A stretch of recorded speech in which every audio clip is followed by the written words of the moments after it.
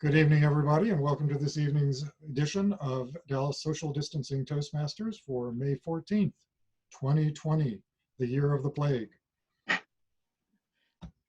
Tonight we have two speakers, and I'm going to be both the meeting facilitator as well as your Toastmaster for the evening. I'm also going to use this opportunity for the topic of, is it safe?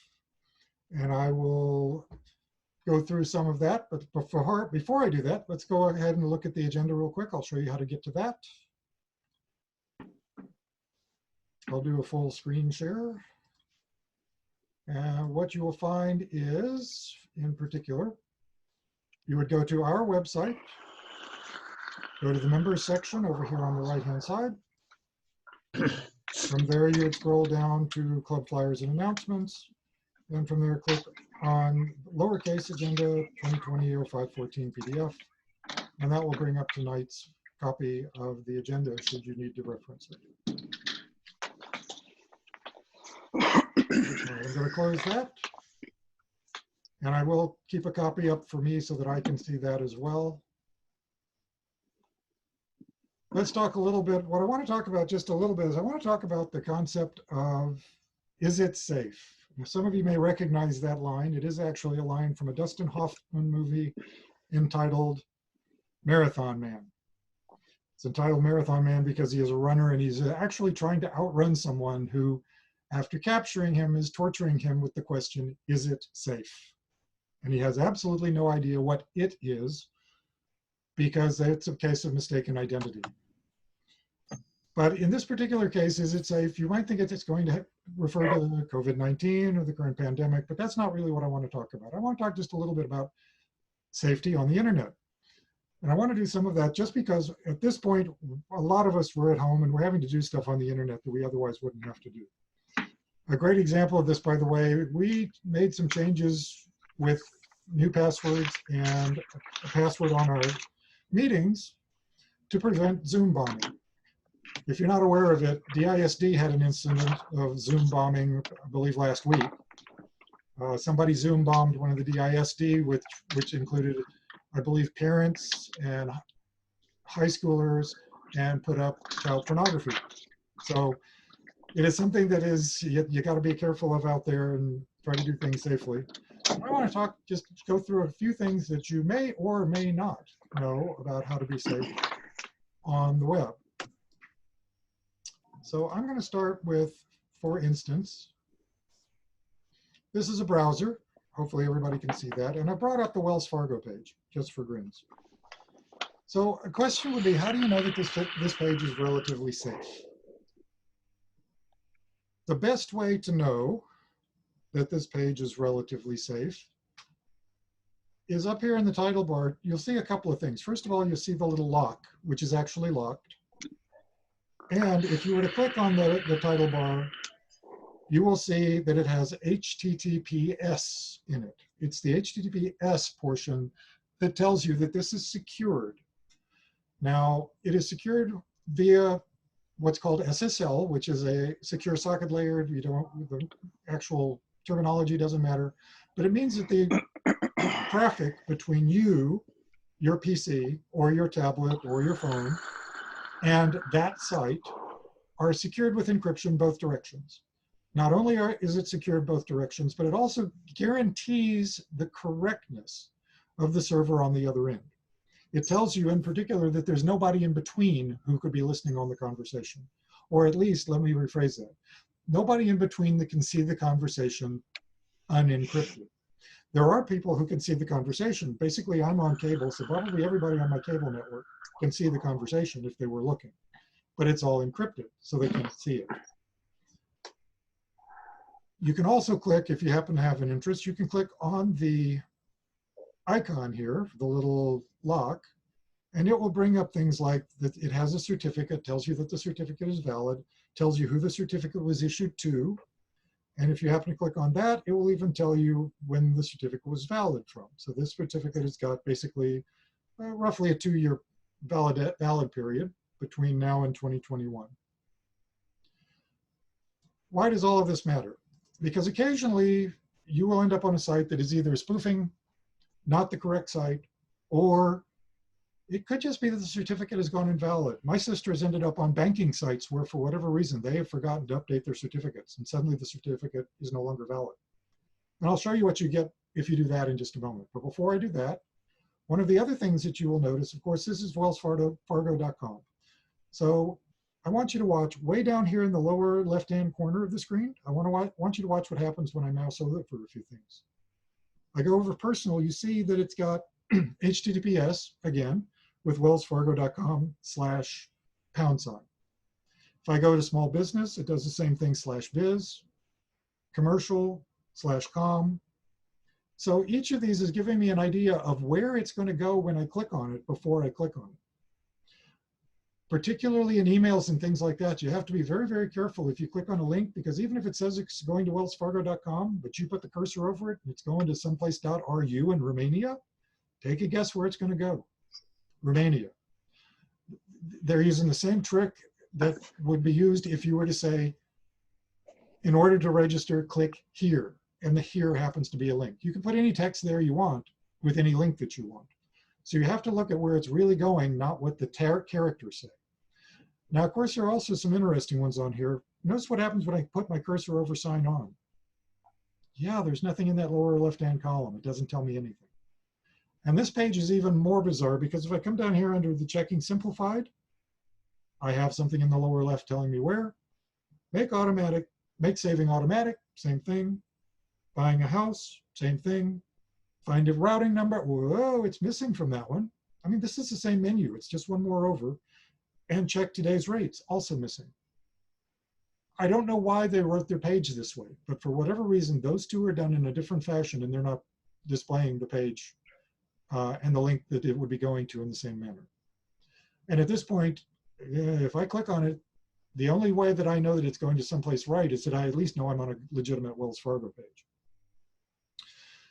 In comparison, let's go to Dallas Singles Toastmasters.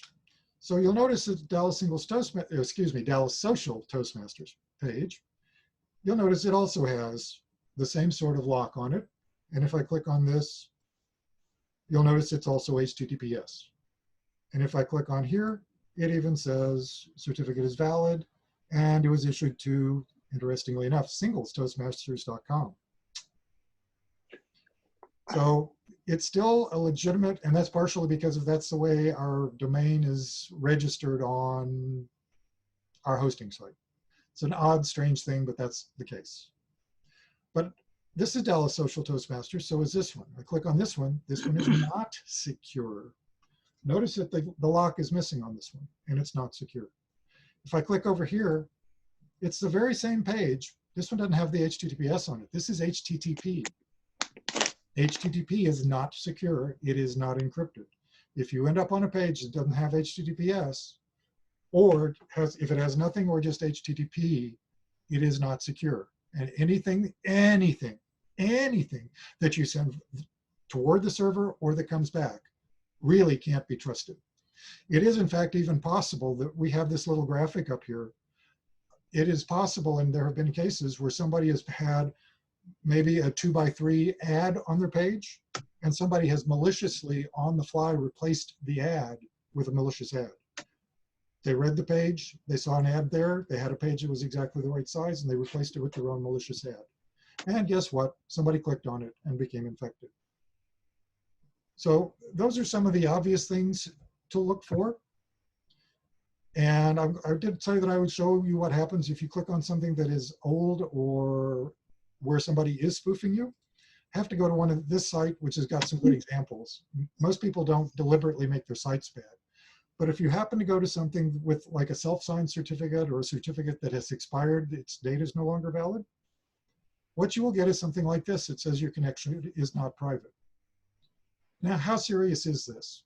The answer is it depends, and you can't really tell. It is very possible that the certificate only expired yesterday and it's no longer trusted. So everything could be 100% legitimate and it's still encrypted between you and the correct server, and it really will do the correct thing securely, but you can no longer tell. It's that simple. You can no longer tell, you can no longer trust it.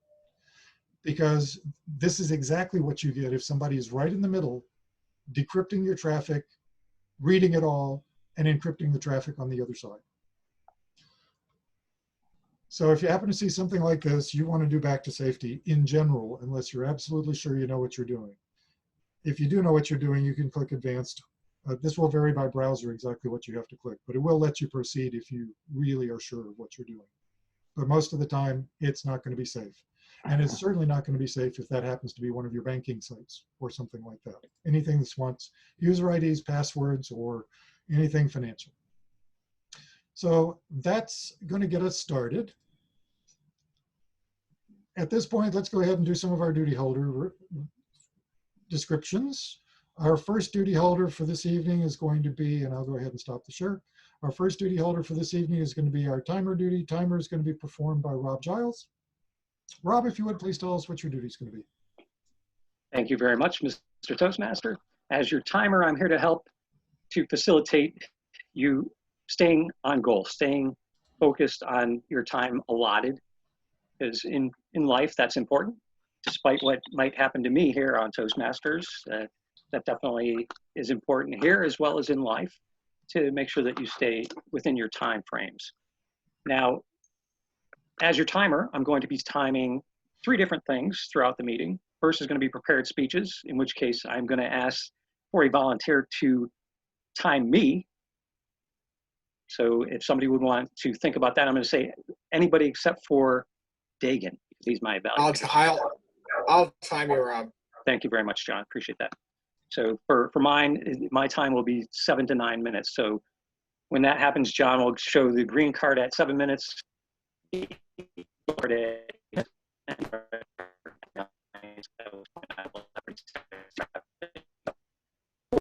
Rob, you're breaking up, I'm afraid.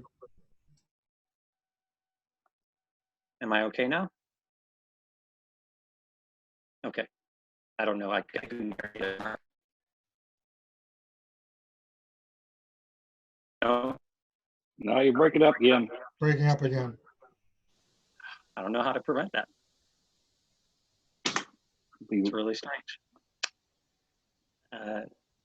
Okay, I'm going to try to proceed as best I can. Hopefully you're hearing me again.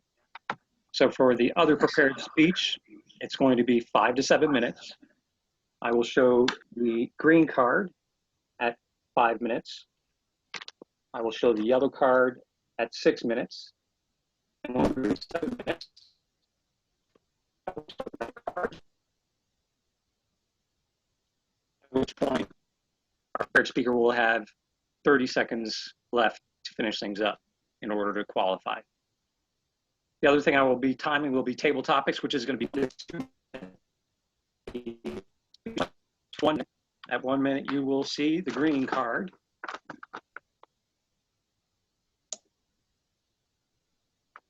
At 1.5 minutes, you will see the yellow card. And then at 2 minutes, you will see the red card. At which point you have 30 seconds to wrap up in order to qualify.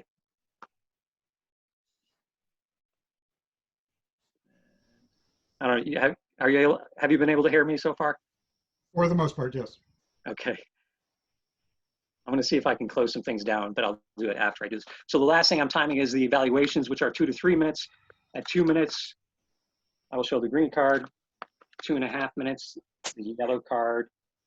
And then at 3 minutes, the red card, at which point the evaluators have 30 seconds to finish up in order to qualify. I will give times or give qualifications as called upon throughout the meeting. Back to you, Mr. Toastmaster. Thank you, Rob. I do know that we do have 2 Zoom meetings going on in this house concurrently, but I don't know that that would affect your audio making it up to the server and out to others. It might affect it coming down to me, but I don't believe it would affect your audio going up. So our next duty holder is going to be doing double duty. That's Dawn Levy. She's going to be doing both posture bell and vote counter. If you would, Dawn, please describe both of your duties.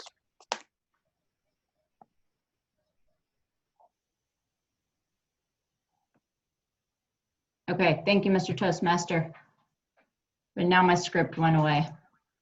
Okay, As the posture bell monitor, I'll be watching all meeting attendees to identify unusual or distracting postures such as grasping the lectern, hands in pockets, forward or reverse fig leaf, hair flipping, foot tapping, or other distracting gestures. When I notice these slips, I'll just note them.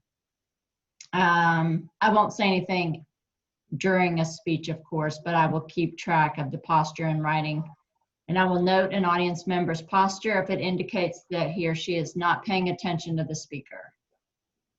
It says that, I'm not really going to do that. I'll report the results at the end of the meeting when called on by the general evaluator. Then also for vote counter, as vote counter, I will collect and count the ballots. So you all will send me your votes in the chat. And you will vote for best speaker, best table topic speaker, best evaluator, and best of the big three. The big three are the Toastmaster, the table topics master, and the general evaluator. I will record which person wins in each category, but I will not cast a ballot myself unless there is a tie, in which case I will cast a vote to break the tie, but I will not announce a tie. Place your vote, okay, like I said, in the chat, and at the end of the meeting, I will announce, pardon me? Oh, I will announce the winners. Back to you, Mr. Toastmaster. Thank you, Dawn. Our next duty holder is going to be the out counter done by Lee King. Lee, please describe your duty for us.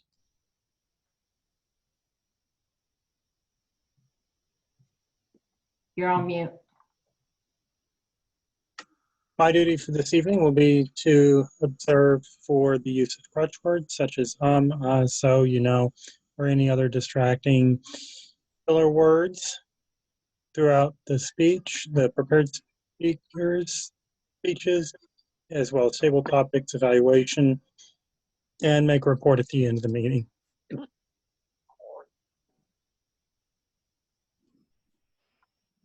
All right, thank you, Lee.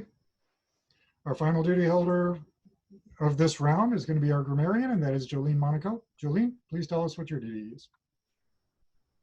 As grammarian, I'm going to introduce the word of the day, and the word of the day is going to be acronym. And I will make sure that each of the table topic speakers uses the word of the day, and I will check the prepared speeches. Back to you, Mr. Toastmaster. All right, thank you so much. So before we go into our prepared speeches, let me do one other thing here, because I was going to show you something else about being a little more secure online. If you're like me, one of the things that you have probably had to do is have lots and lots and lots of passwords, because you're probably ordering a lot of things online and you're probably having to sign up with accounts in a lot of places. Storing passwords is one of those things that is always a challenge, and it's tough to remember passwords, and everybody requires different requirements for passwords, and can you use this or can you not use this character, and how long do they last? So I want to just show you real briefly a password keeper. And I've actually got a fake set of passwords in here, so I'm not going to worry at all about what I show you. But I've got a password database here, and this is the one that this is the keeper that I actually use in the format that I use it, but it is not a set of live passwords. It is in fact a very, very simple, easy set of passwords, but this is called KeePass. I have a large set of requirements on my password keepers, and I really want to do a separate speech on this. But in particular, this one, if I were to look at network, for instance, I've got an account over here. This is my router. Everybody who's got a home system has probably got a router that you may have to log into. The user ID is usually admin, and then there's a password. If I double click on it, I can actually see the information down here on it. And if I click on this little icon, the eye, then it will show me what my password is. I can also just go up here on this one and notice if I do Control-C, it will copy my password. If I do Control-B, it will copy my username, or I can select it from the menu. So once I get into my password keeper, I can go find anything by saying, for instance, I want to know about my router. and there it is. And there's my password. So I have the ability to easily get to anything very quickly in order to just go looking around and seeing what I've got. Let's see, cancel. I've got another set here, which are a couple of internet accounts. And let me just move that over a little bit. So my Amazon account perhaps is tied to my Gmail, my PO box, since that is my real email address, has got an account. Each of those has got a password associated with that. And if I do this again, I can go see what those passwords are, or I can copy it to copy and paste. This allows me to do things like I can actually have new and make a new entry, and it gives me the ability to title it, username, password, and a section for notes. We've all been through the sites where you have to do, okay, what is your date of birth? Where did you go to school? What is your favorite pet? All of those kind of questions. This is a great place to put all of those questions that you will never otherwise remember exactly how you typed them and whether or not you capitalized stuff. And did you put blanks or dashes in them and all of the other stuff that goes with that. So it's just very, very handy. And the thing that is nice about this particular format is this very same database will run on my phone. And it doesn't really matter. I can put it on a PC, a Mac, Android, iOS, or Linux, and the very, very, very, very, very, very same database file works every place. Now it's a little bit more tough, a little bit more tricky if you have to decide you want to modify the database every place. I have a rule that my real one is on the phone and I move copies every place else, but that's not necessarily required. You can do it however you want. Let's see, I've also got emails here. So I've got a Gmail and a Yahoo. I've got the financial here, which would be the Wells Fargo. And if I need another group, I just do a new group. So I can actually make or change any of the groups that are in here to be able to classify things and put them together. My actual one, I have a series of padlocks that are on the house, like gates and stuff like that. Things on either the gates or on the electrical boxes, and all they are is combination locks. So I have those in here as well. I just made a new section called locks. So this is at least a way of keeping track of all of your passwords. I will not show you my real file. I will tell you, however, it is probably about 500 entries long right now. But if I have to go get my MySpace password, for God's sakes, which I have not used in 15 years, I've got it because I have stored them here securely for that long. So I would love to do a speech on this to talk about all of the important things about a password keeper. Why do you want a password keeper? What do you want to keep in it? Also, what do you want to be able to get back out of it so that you never lose your passwords, and how do you handle passwords? And I want to make that a topic of another speech. But again, that's a topic for another speech. At this point, we're going to go ahead and move to our prepared speeches. We have two tonight. Our first speech tonight is going to be by Nicholas Elwood. Nicholas's evaluator for this evening is going to be Tanya Howard. Tanya, please tell us what his goals are, and then I'll introduce him. Great, thank you. This is Nicholas's second speech, and he is speaking about mentoring. He's supposed to present a 5 to 7 minute speech about a time when he was a protege under a mentor, and he's going to share the impact and importance of having a mentor. And the speech is not a report on the content of this project. So the name of his speech is Commercial Real Estate for Dummies. Nicholas? All right, Nicholas, please make sure that you're able to see your timer, Rob Giles, before you get started.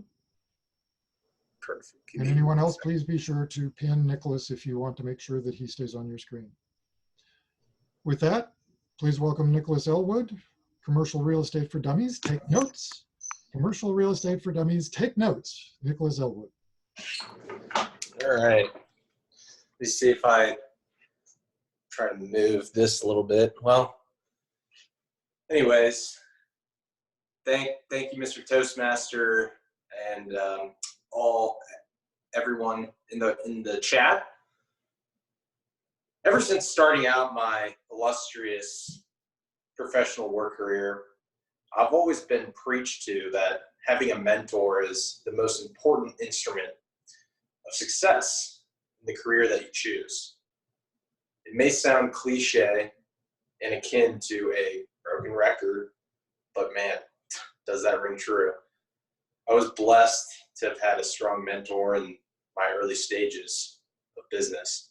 It taught me so much about the business and how to convey yourself professionally in real estate.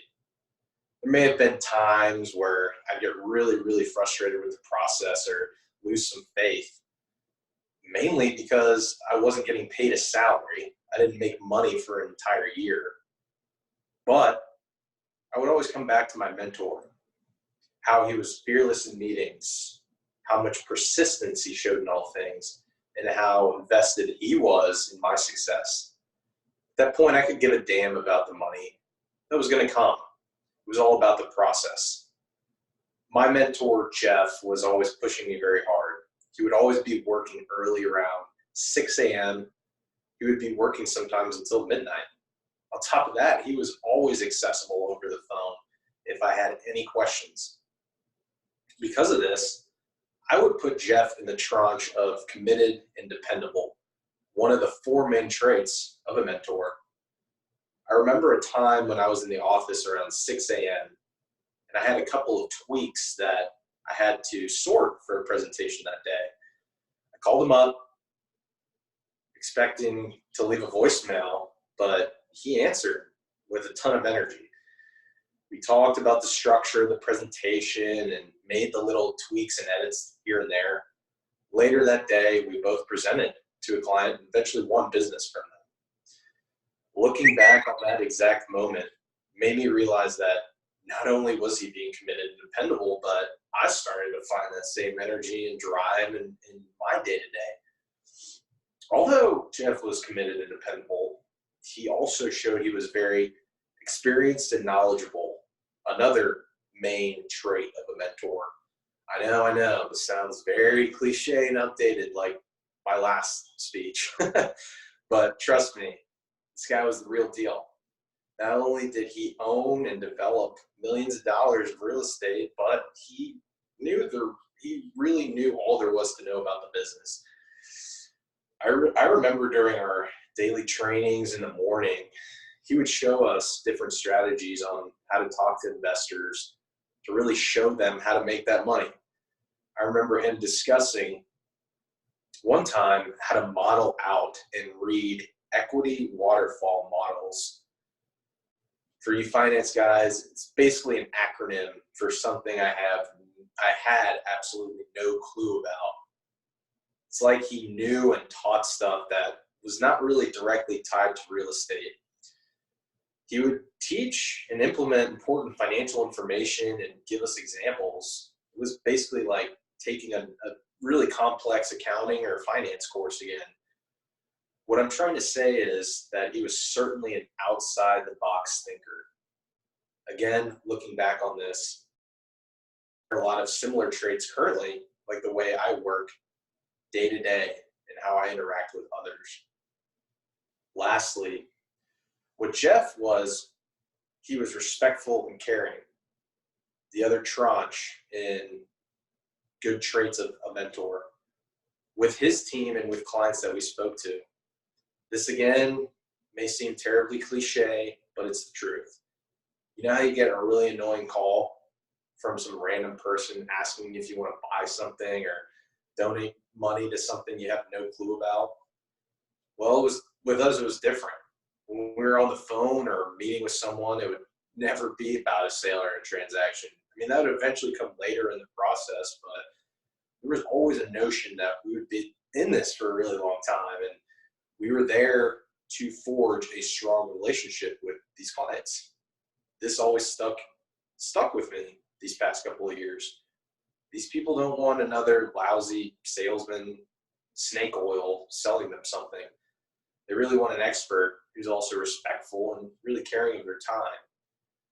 My mentor embodied the 3 traits that really make a successful mentor and leader. He was always working hard on his craft. He was really experienced in his field, and he was really respectful of other people. I feel like I've embodied a lot of what he taught me, not just by him telling me what to do, but shadowing him and visually learning everything that he did.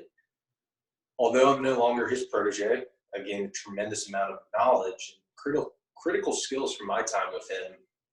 One positive that I can look back on is that I was always reaching out to him for guidance. learning from him and always asking questions. I was somewhat like an annoying leech or something like that. Like Kobe was to Michael Jordan. By doing this unknowingly, it made me absorb a lot more of what he taught, and I eventually started to implement these. The fact that I wanted to be there and that I was so invested in what he did made me a lot stronger in that regard. It's like I wanted to be him professionally. My time with my mentor made me a lot better, and I've had an unforgettable past 2.5 years with him. Back to you, Mr. Toastmaster. Thank you, Nicholas. Sorry about the camera there. It was kind of annoying. I could tell it was. You actually had a pretty good angle, all things considered. Look Okay. All right, our second speaker tonight is going to be Rob Giles. Rob's evaluator for this evening is Dagan Newland. Dagan, please tell us what Rob's goals are for his speech. All right. Rob is doing a speech. The title is Speaking of Languages. And the purpose of the speech is, or for this project, is for him to learn or review basic research methods and present a well-organized, well-researched speech on any topic. And his speech is 7 to 9 minutes for John. And that's what his speech can be: humorous, informational, or any style the member chooses. And the speech content and style should work together. And this project does not report on the content of researching and presenting. Back to you, Toastmaster. All right, thank you, Dagan. A quick note to our counter. Obviously, there is an in his title, so you don't get to count the us pronouncing his title. And I don't know whether he has any intentional ones during his speech or not, but he might. If you would, everyone please welcome Rob Giles for his speech entitled, Speaking of Languages.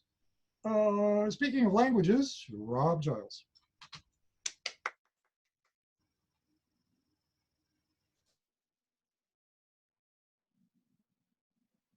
Mute. You're on mute.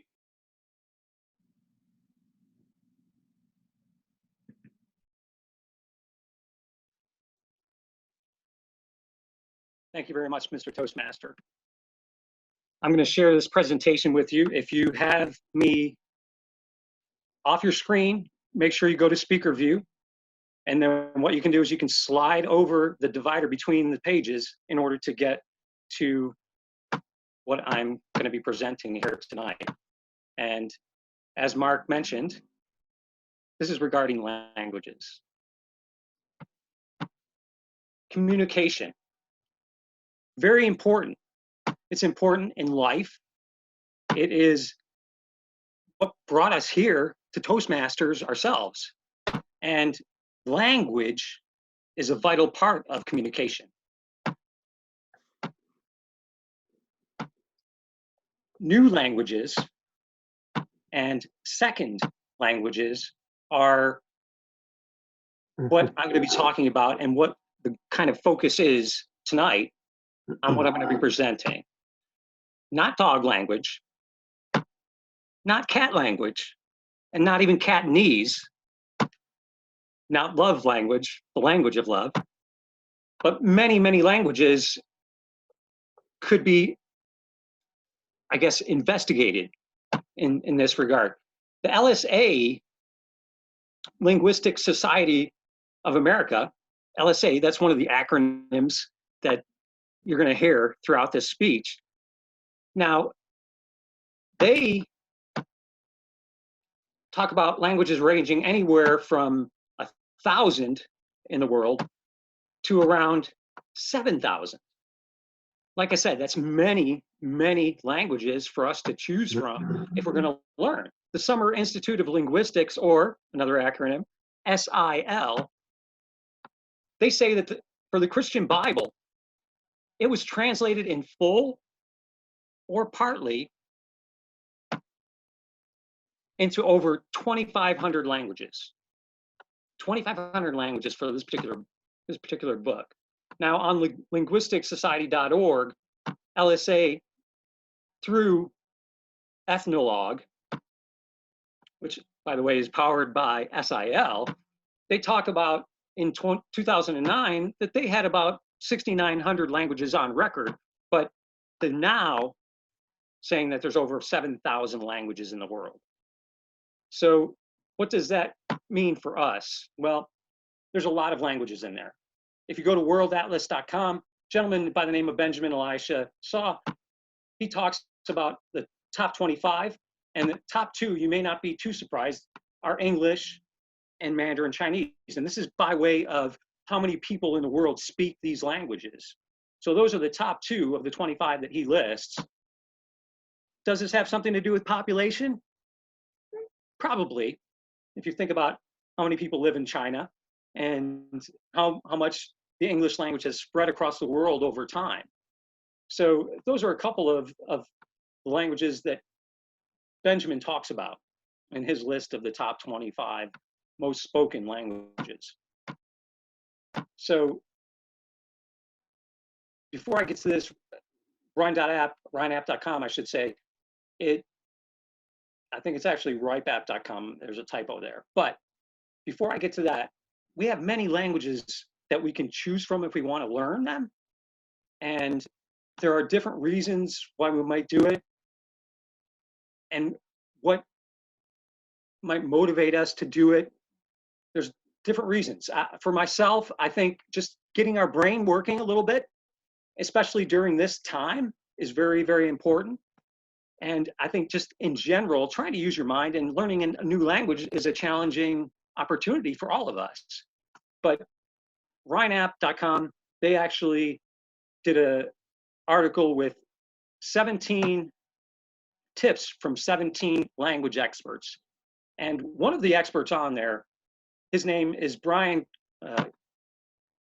Kwong, and he was the founder of Add One Challenge, which actually leads into a way of getting more fluent. He speaks many languages, and that's something that he's focusing on now with Add One Challenge.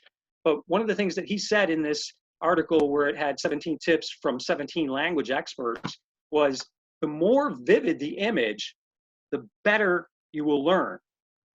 Remember, your brain loves context. And the reason that I bring this up is because one of the ways that we can learn is by immersing ourselves. And you might hear that a lot with a lot of these language applications and courses and things like that, is to immerse yourself. When you immerse yourself into a language, then you're going to get the most out of it. And what he's talking about here is something that you can do if you immerse yourself into a culture. And that's one way to do it. Now, immersing yourself into a culture, you don't necessarily have to do that in order to learn a language. You can do that. For some languages, you have to do that.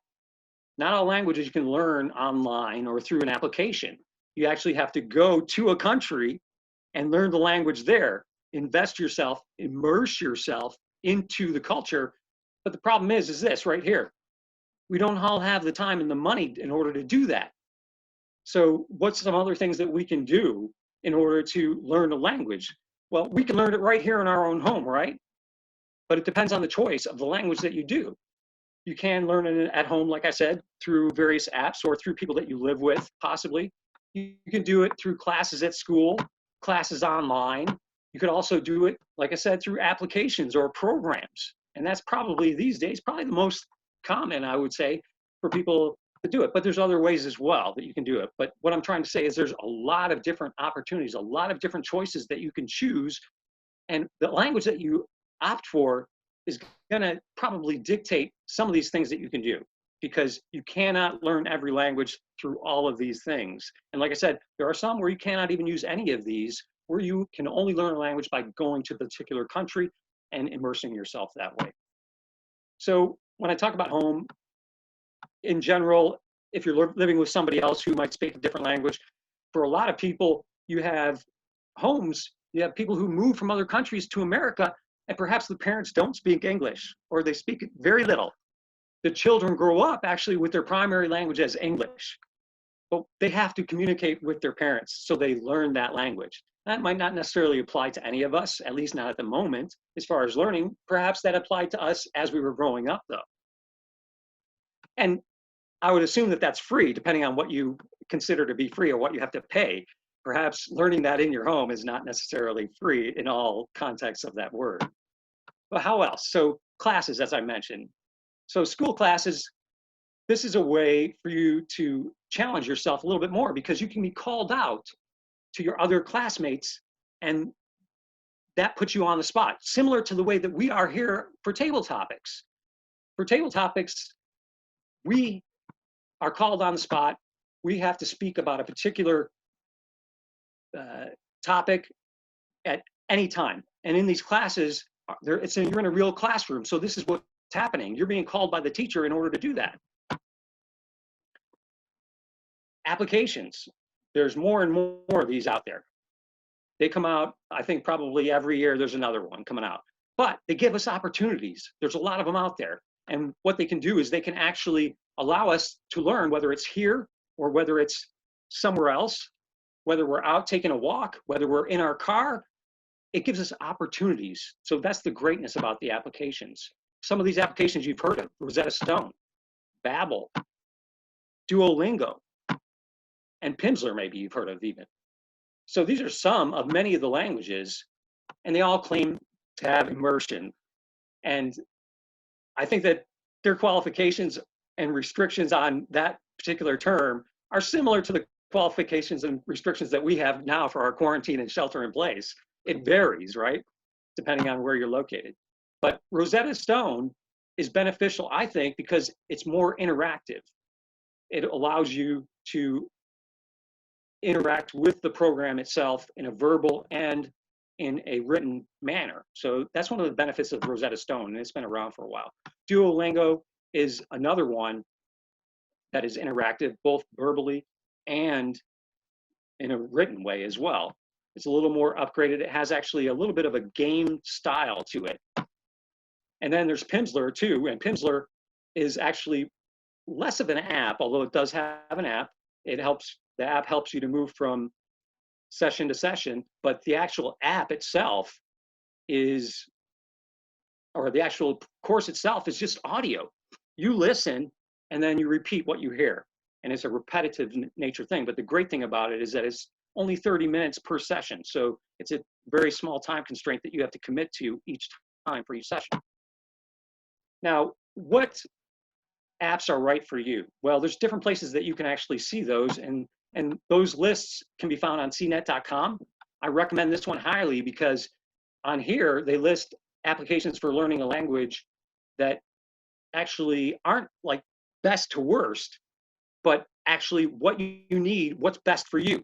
This is one is geared toward music that will help you to learn a language. This one's geared toward being more social. This one's geared toward more writing. So cnet.com, go to there if you want to look at some lists of applications that might be more appropriate for you. Another one might be consumeradvocate.org. And then the actual applications themselves, some of them actually list other applications. Lingualift and fluentu.com will actually list not only their own to promote their own application, but other applications as well. So you can get an idea of how many applications are out there.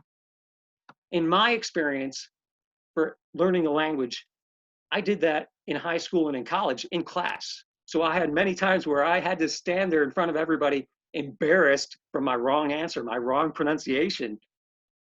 But it also put me out there. It forced me to move forward, to stretch myself.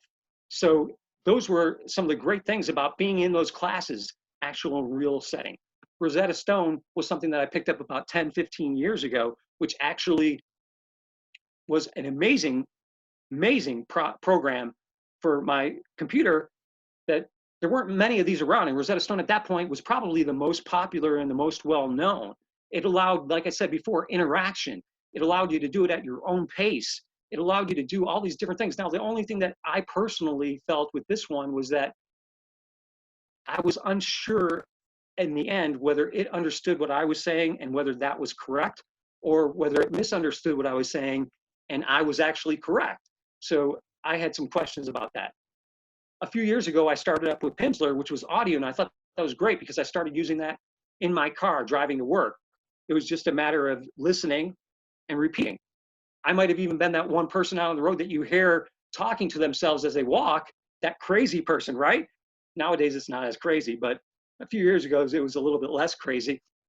That was me walking among other people, talking to myself, repeating back that audio. Now, the bad thing, in my opinion, with this particular application is that there wasn't anything written. It was all just verbal and an oral or audio situation.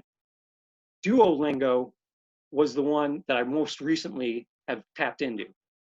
And Duolingo is one that brings both audio and written together. And like I said, it has kind of a gamey atmosphere. When you reach a certain goal, it will give you, certain high fives and things like that to help move you along, keep you in a positive state. It also, on your phone, will give you notifications to say, hey, what about the next course? Let's keep going. So Duolingo, I thought, was great in that regard.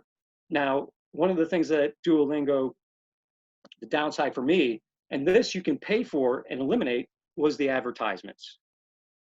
A lot of these you can get for free if you want to put up with those advertisements. Some of them you can't. Rosetta Stone, I think that you have to pay, period. Pimsleur, pretty sure you have to pay for that period, but Duolingo you can have for free if you're willing to put up with advertisements. So right now I'm currently continuing on with Pimsleur because I've already paid for content, and then Duolingo because I'm willing to put up with the actual advertisements. But what I would recommend to everybody is try everything. Keep what works, throw away what doesn't, and even use supplemental things like Google Translator or Talking Translator, even YouTube, to fine tune and hone your skills, keep you moving in a forward direction. You may not know the language of love. You may not be a dog owner and know dog language or cat language, but if you engage yourself in this, you may be helping your mind. And who knows, it might actually help you out in the real world if you actually become fluent in a particular language. Back to you, Mr. Toastmaster. Thank you, Rob. All right, I have multiple duties to do at this point. The first one of which, of course, is to ask for a timers report. Timer, how did our speakers do on their speaking times? I know that I went over time, and John can let us know exactly how far I went over time. I know that red card was up for a while. Nicholas was within his time frame, so congratulations, Nicholas. You actually went to 6 minutes and 22 seconds. Right. Rob, he had a good 14. So he's a bit over. Okay. Thanks, John. You're welcome. At some point, the red card just starts to go brown or gray, I guess, as it ages. All right. One thing I am going to do for a moment here, we've had two speakers. We've had both Nicholas and John. One of the things that we have been sorely lacking is giving our speakers additional comments. I'm going to give everybody a moment or two to use the private chat to chat some comments to our speakers. While that is going on, I'm going to do one other quick thing here, which is I'm going to share my screen and just demonstrate that there is an app that is very, very similar. This is my iPhone. And once I get into the app, I've got a set of databases. I can click on the database. It uses facial recognition to get me to the very same database that we just saw on the computer. There's Wells Fargo. If I were to click on Wells Fargo, it shows me what my user ID. I'm actually seeing stars where the password is. It's not showing the stars on the screen. If I click on where the stars are, it says copied so that I can now paste it into a web page on my phone. If I happen to click on the eyes to the other side, then it shows me what the password is if I have any question and have to type it by hand. So I just wanted to show you that in general, the very same functionality exists on the phone as on the other apps. And I'm hoping that that has given us enough time for everybody to pass along a few comments. The next section of our meeting, of course, is going to be table topics, and that's going to be led by John Vessels. Please welcome John Vessels. Hey, thank you, everybody. I am your table topics host tonight, and table topics is that portion of the meeting where we practice that off-the-cuff extemporaneous speaking. Well, not too extemporaneous. We're leaving it to 1 to 2 minutes. So you must speak at least 1 minute and not exceed 2 minutes and 30 seconds, or you'll be disqualified for length. Another thing is that you must use the word of the day. And the word of the day today is acronym. So acronym is an abbreviation for a group of words like NASA's National Aerospace Museum. NASA is the acronym. So you must use acronym, but you don't have to use an acronym. But all in all, that's what you need to do. Keep the time, use the word of the day. And now let's start with the subject of tonight's meeting is, are you safe? And I have to speak for myself and say, not always.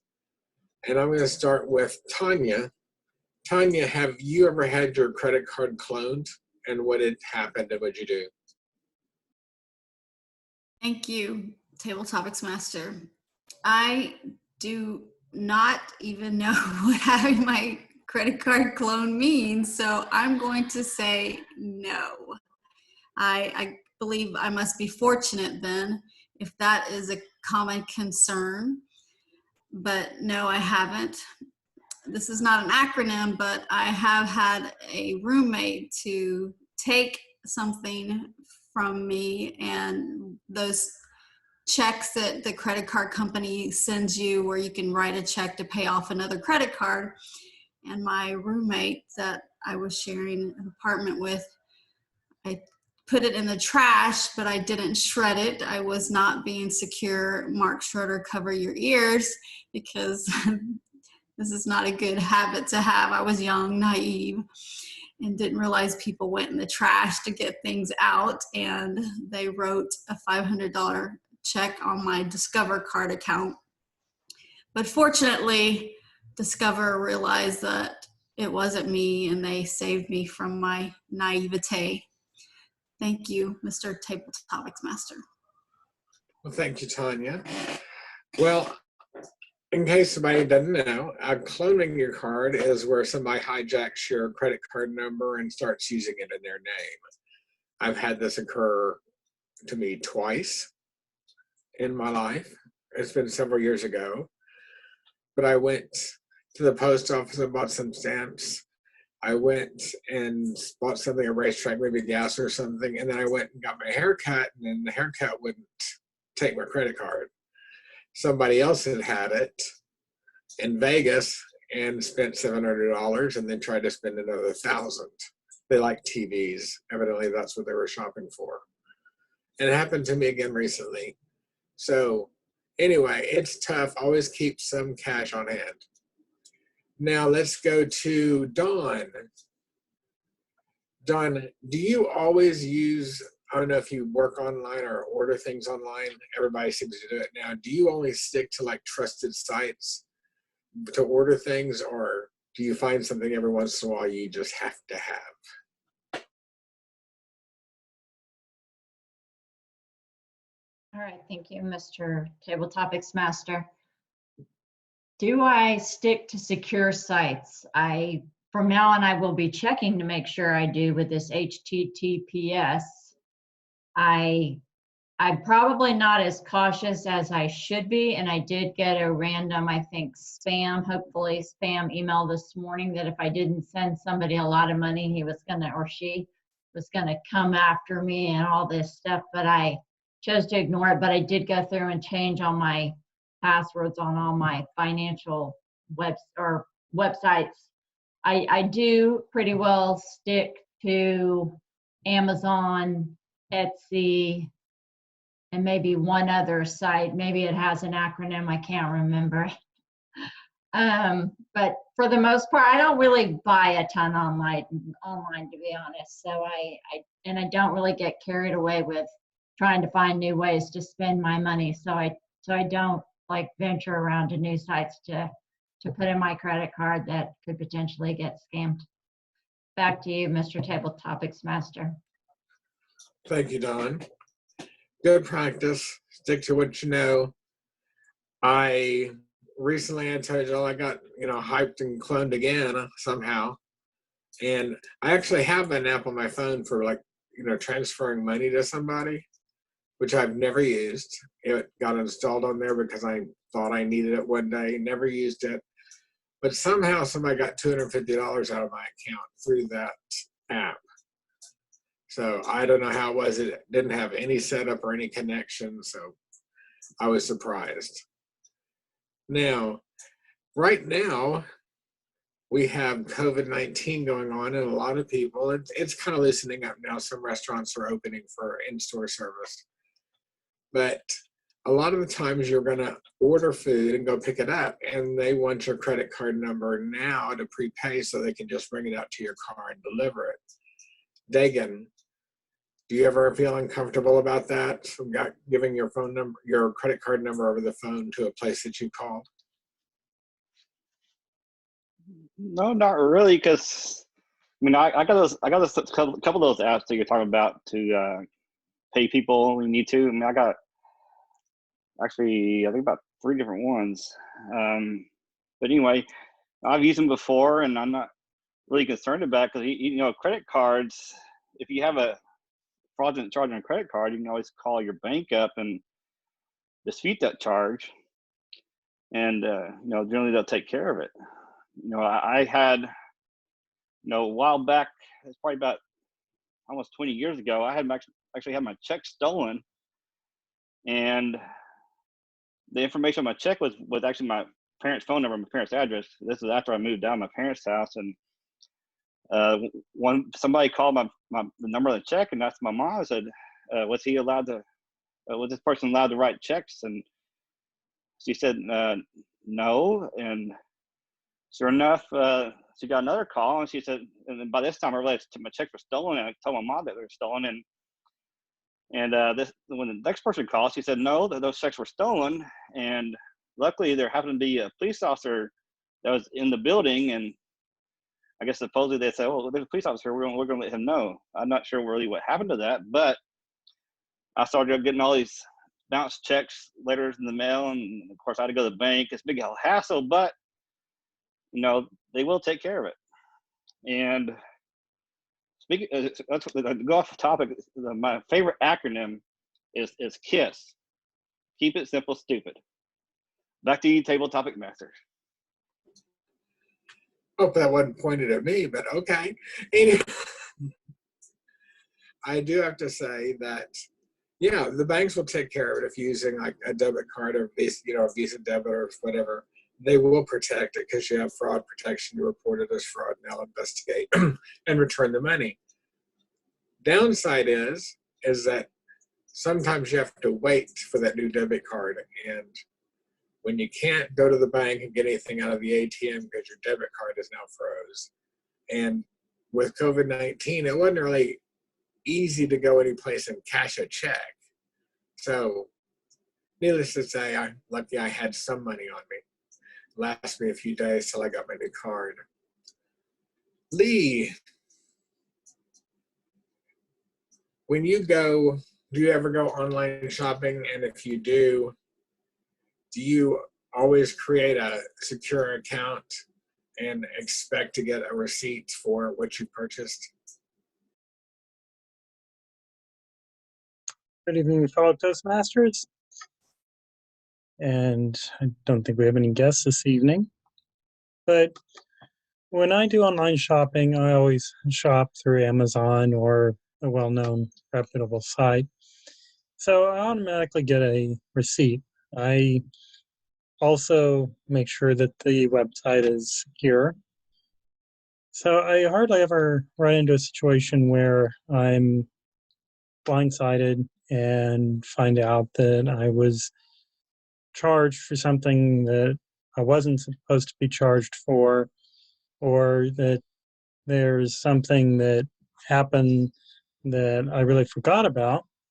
Although the one thing that I am bad about is the different acronyms for some of the different stores and places that put things on charge cards. So sometimes, well, I don't forget the purchase, I don't forget the receipt, I know that everything went to a trusted site, I still find that I inadvertently will almost call to report a stolen card, identity, and it's just simply because I forgot the acronym that was on the receipt.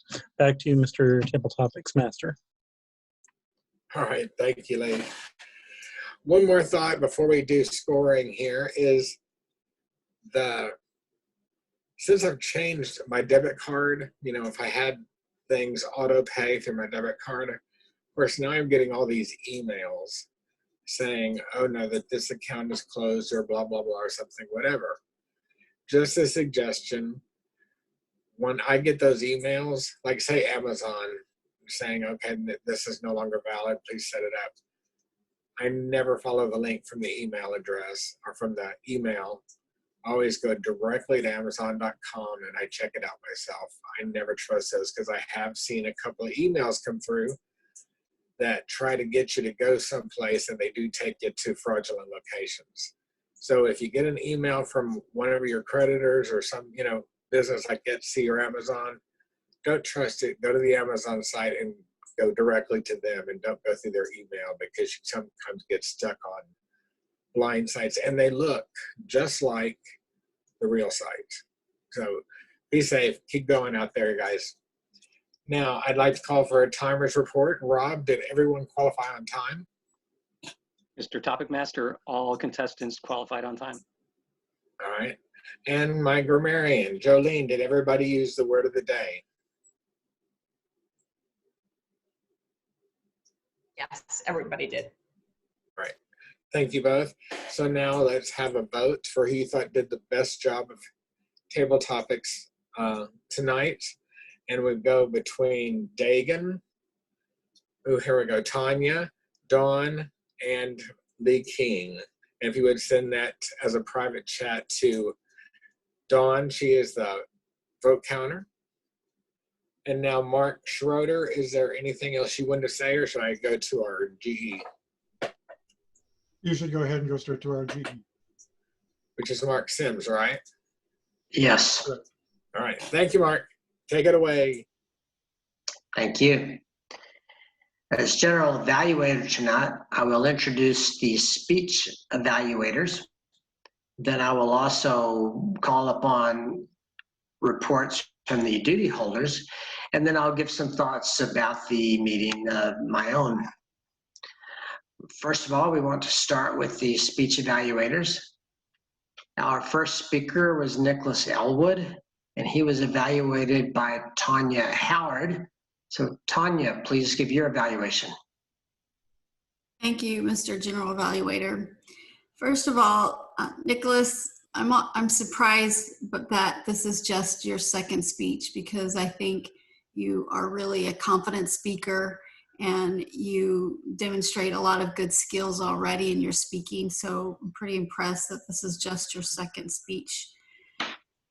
Your topic was organized.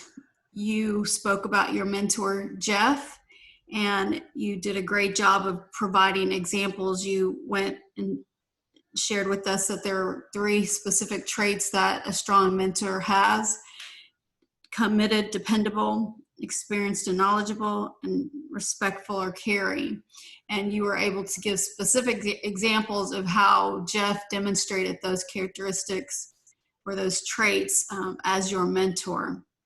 Also thought you did a good job of using your hand gestures to emphasize the points that you were making throughout your speech.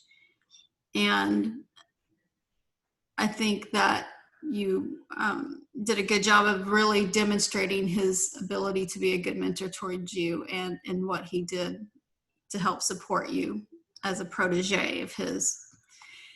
The one thing that you can consider as you're working to develop your next speech is that there's no need to reference a previous speech in your current speech. There may be some of us who did not observe your first speech, or realizing that we know that you're learning and growing in your speaking skills, and so every time you speak you'll probably become even stronger and better at speaking, and so it wasn't necessary for you to reference that first speech.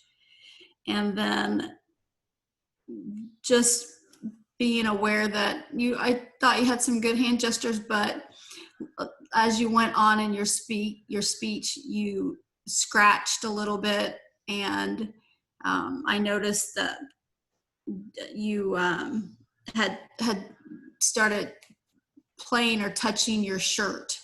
And so you had started with some good gestures to emphasize your speech, but then your hand gestures were noticeable that you had some distracting gestures like scratching and playing with your shirt toward the end. But overall, I thought that your speech was very strong, well organized, easy to follow, and that you continued to demonstrate good speaking qualities in your speaking. Thank you, Mr. General Evaluator. Thank you, Tanya. Our second speaker tonight was Rob Giles, and he is being evaluated by Dagan Newland. So Dagan, please give your evaluation. All right, first, Rob, I'm going to evaluate your speech. I'm going to tell you a couple things that I liked, a couple things to improve on, and one final thought that I really liked. So first, I want to say I can tell you did a lot of great research on this topic. But I like the intro, and you mentioned all the languages that you weren't going to talk about. Of course, I assumed that was just to get us interested and wondering what language you're really going to talk about. So I really like that, and I really like your research of how many languages there are and how many different ways to learn them and how many languages the Bible was translated into. So that was a lot of good content right there. And a couple of things I think you might want to improve on is that I know during your speech you mentioned a spelling mistake. So just make sure you took your PowerPoint before you proceed. And I'm not sure if you gave out the correct spelling. I could have missed it. But the second thing you might know what I'm going to say is time. That 14 minutes is a big difference from that 7 to 9. So just keep an eye on that. And one final thing that I really liked is how you talked about all the different apps and how they compared. So that was really, really great. And of course you went even further and talked about your personal use of the apps and how you use them and what you thought of them. So that was a really a lot of good insight there on what apps maybe other people might want to choose to try learning different languages. And actually, I've been kind of thinking about that too, because I've heard a couple of, I think it was Babbel doing a sale on it's like $150, for all languages. I'm not sure if that's true or not, but I haven't looked into that. But I thought that was really a good thing to look into. But final thought is that you can't get any better research than actually doing it or testing it out. So really great speech and really good research, Rob. Back to you, General Evaluator. Thank you, Dagan. This time, I will ask for a timer's report on our speech evaluators. So Rob, did our evaluators qualify on time? Mr. General Evaluator, both evaluators qualified on time. Terrific. In that case, please vote for who you think did the best job as speech evaluator. And that would be either Tanya Howard, who evaluated Nicholas' speech, or Dagan Newland, who evaluated Rob's speech. So please send that information to Dawn. And also what we want to do is progress into the hearing from the duty holders. What I will do is give Dawn a couple of minutes to tally the votes coming in. So I will start with a report from our awe counter, Lee King. Good evening again. Overall, really good as far as avoiding distracting postures. I noticed that Dagan used that was not part of his evaluation of Rob's speech or mentioning of Rob's speech. I noticed that I slipped in one.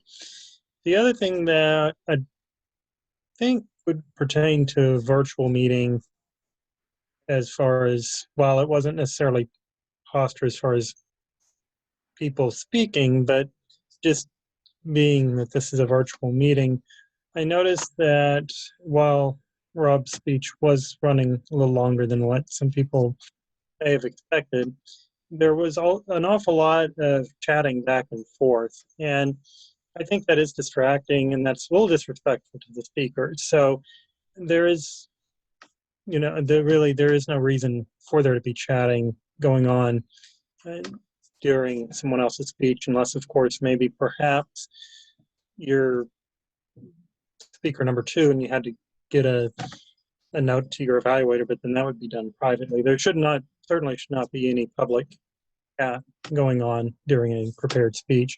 So I did find that very distracting, and I think that's worth mentioning. Back to you, Mr. General Evaluator. Thank you.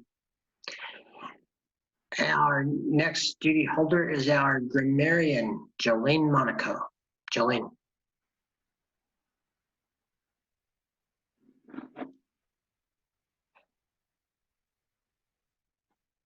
Jolene, we can't hear you. Sorry, didn't realize I was still muted. I'm not understanding at this point, because I've already said that everybody had qualified as far as the grammarian part, using the word of the day. So I'm not really clear what I'm supposed to be doing at this part. I would say at this part, if you heard any colorful phrases that really struck your fancy and really improved the speech, let us know. And then if you heard any grammatical lapses, which we don't hear a lot of, but if you heard anything like that, if I said ain't instead of isn't, for example, then let us know that. Okay. You were breaking up a little bit there. There really wasn't anything that really stood out to me. Okay. Back to you. Thank you. And at this time, we want to hear from our posture bell duty holder, Dawn Levy. Okay, thank you. So I wrote a few notes about Nicholas and Rob's speeches. For Nicholas, there was nothing. I guess on my interpretation, a lot of times when I read these notes is that you're looking for negatives in a sense, but really we report on positives too, right? Oh, yes. Okay. So I really like that Nick counted and showed his fingers. He did quotation marks, called them up. I think you paid a lot of attention to what you were doing with your hands, and then when you kind of didn't have something to do, that's when, like Tanya said, you got a little bit fidgety with it. I do the same thing, so I probably pay more attention to it than other people. I don't actually think it's necessarily a negative, but I think you seem to be a little bit caught up in what you were doing with your hands. But I really like the hand gestures, and I think it adds a lot to it. You also, both you and Rob, seem to kind of get a kick out of your own speeches and your own stories, which was really nice. Rob, you are always very expressive with your hands and very animated. So I only have positive things to say about both of your speeches in the positive posture categories. And so back to you, Mr. Toastmaster. Thank you. And this time I'll give my thoughts on the meeting as a whole. It overall was a smooth and professional meeting. I believe that everyone showed up to perform their roles. I'm not sure, I don't recall that we had to have any last minute substitution. It's good. We were just a couple of minutes late, not much. I see that Rick Markham has signed on, so it's possible he's not totally a guest. He's a member from a few years ago, but possibly we could have observed or noted his attendance at the first in the meeting. The theme of the meeting is an excellent, very relevant theme, and I can relate because I've just had that drummed into my head at work over and over on the importance of not clicking on errant links, like John pointed out, and the importance of being careful about the websites you're on. HTTPS, I actually know the HTTP Hypertext Transfer Protocol, S standing for secure. So I've actually learned a little bit over time. And we all need that type of reminder. And if we've not heard it before, needed to be informed of this type of information tonight. Because literally in the last few weeks, I've received what was purported to be an email from Netflix saying that they had frozen my account because of questions on my credit card. And so when I hovered over the email sender, it didn't look like Netflix. And also there was an immediacy that I had to respond, click on the link immediately to fix the problem. And so I did not do that. I actually went to the Netflix website and there was no issue. So we simply can't avoid the efforts by people to steal from us online. So again, the topic for tonight, the theme is very relevant. A few other things that come to mind. I think that Lee, in his comments, he made a very good point on not doing private chat during a speech. I think I was one of the main offenders, so I take that as a very good reminder, Rob, or Lee. And another thing I noted tonight is there is some really great vocabulary. And Nicholas, in your speech, what was very interesting, you used the word tranche several times. Well, usually I've only heard that phrase used in discussion with an investment, mortgage-backed securities, things of that nature. But you use it in a different context, and also like the phraseology leech. That was pretty funny, the way you worked that in there. Tanya used the word naivete, again, an excellent word. We don't hear a whole lot, but it's a very professional word. And Rob, I have to tell you, buddy, you stumped me. The word ethnologue. I give up. If you wanted to find a word I had never heard of before, you certainly did that. Just some thoughts on these speeches, even though the evaluators covered these speeches very well. Nicholas, in your speech, you very strongly described the good quality of the mentorship. I mean, that came through loud and clear. Certainly, we're very fortunate to have that type of mentor, because a lot of times those are maybe just situations where you're assigned a mentor and you maybe try and make that relationship grow, but yours seems like an excellent example.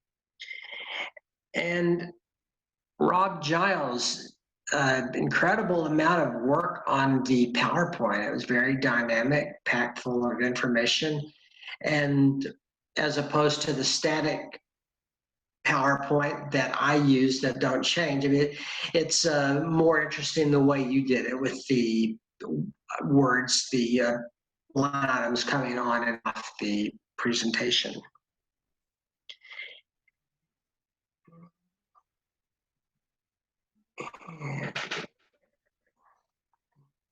And that was also on the speech evaluations, Tanya, that was a very good point, noting the need not to scratch yourself in public.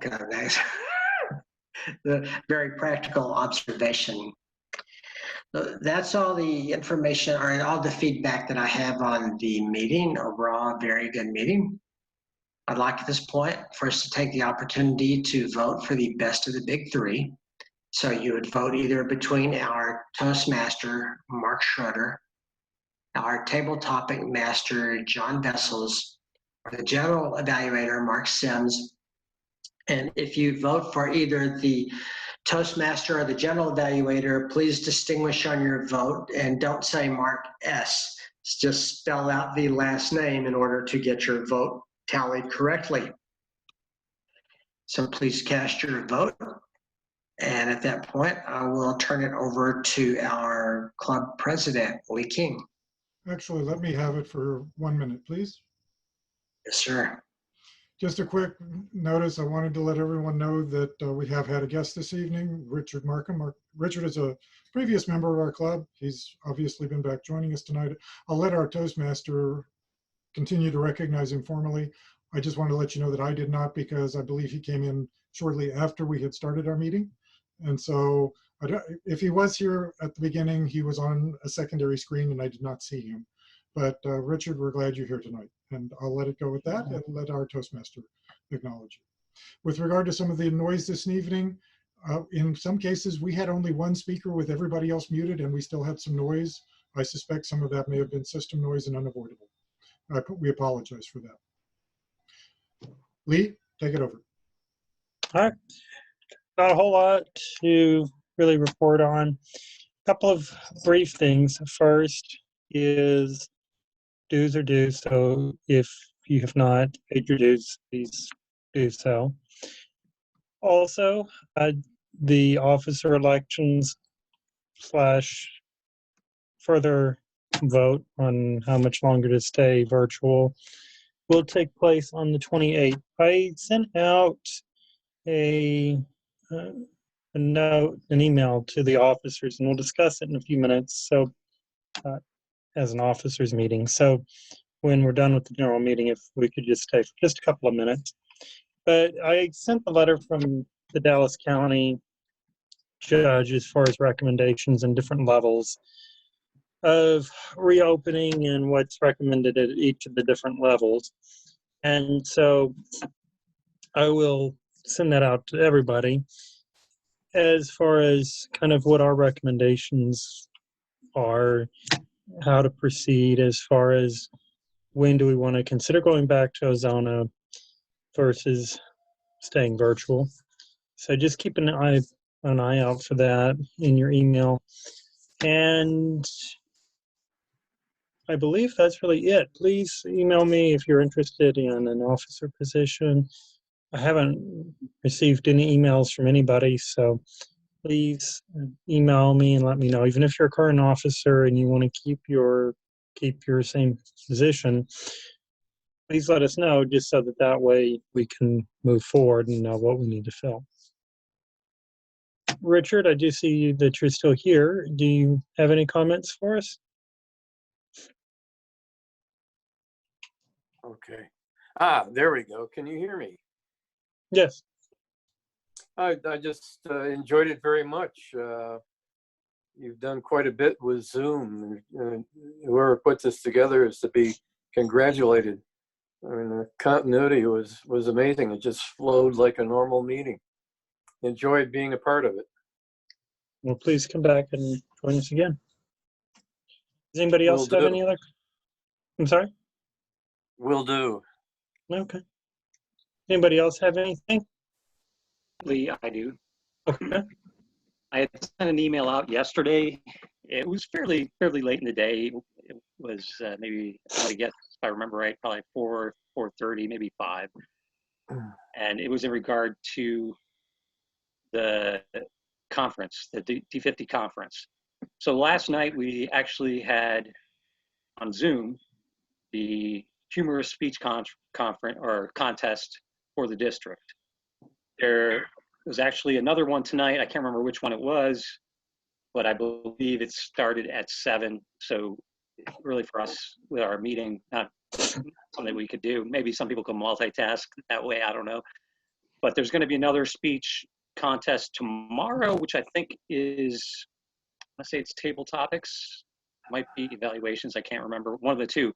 And then on Saturday, and that's gonna be tomorrow evening. And then on Saturday at, I think it's 2 p.m., there's gonna be the international speech contest. And all of this is all through Zoom. It's all through the Toastmasters D50 Toastmasters Zoom. And I'll send out the email again. It'll have the ID. I don't think that there's a password that's needed, but if there is, it'll be included in there. And I'll send that via email out, and maybe I'll include that in the WhatsApp communication as well. And we'll go from there.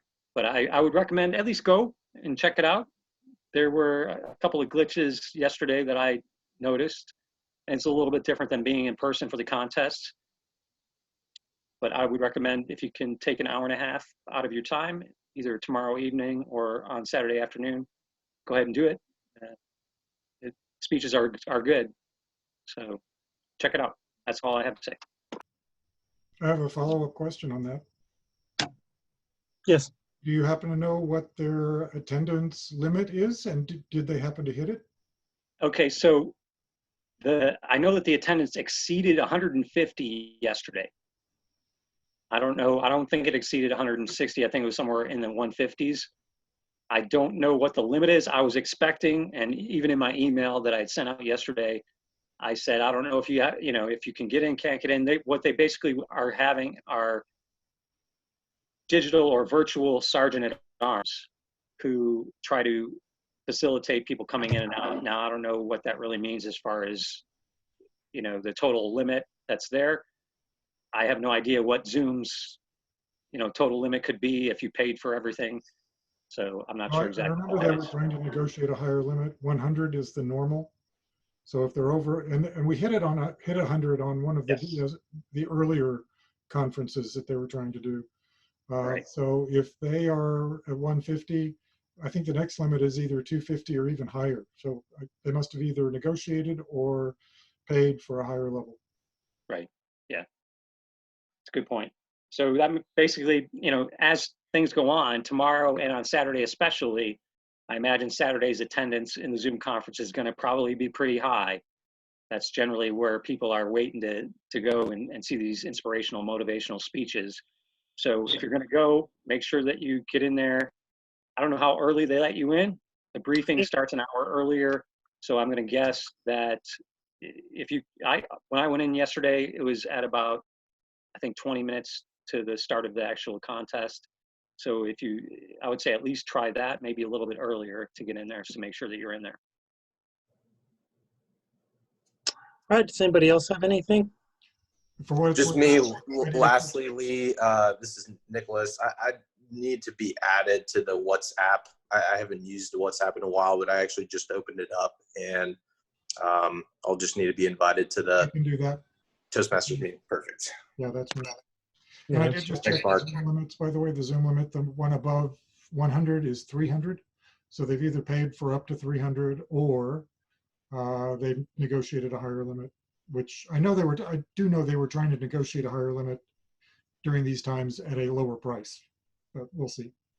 But the good news is I would not expect that they'd hit 300. If they got to 150, I would not expect them to get to 300. So there'll probably be enough slots if you want to watch. All right, does anybody else have anything? All right, let's hear from our vote counter on who won. Okay. So going in order of the agenda, I won the table topics. Dagan, congratulations, you won for evaluator. And Mark Sims, congratulations, you won for best of the big three.